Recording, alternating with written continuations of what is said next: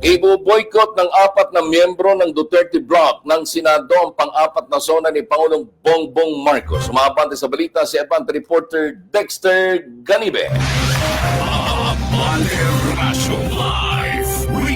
Dexter? Boycott? Yes, no show mamaya dahil ibo-boycott ng 4 na miyembro ng Duterte Bloc ng Senado ang pang-4 na sona ni Pangulong Bongbong Marcos. Sa kanyang press conference matapos ang sesyon ng Senado, sinabi ni Senator Amy Marcos na nagkasundo sila ni Senators Bongo, Bato de la Rosa at Robin Padilla na hindi na magtutungo sa House of Representatives ngayong hapon. Ayon kay Marcos, makikinig na lang siya ng SONA at umaasa siya na dapat laman ng SONA ay yung mga hakbang na gagawin ng gobyerno para masolusyonan yung mga pagbaha sa malaking lugar sa bansa.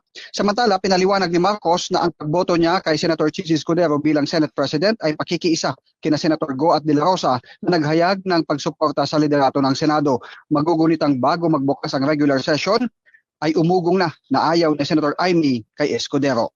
Para sa SONA 2025, ako si Dexter Ganibe, Abante Radio.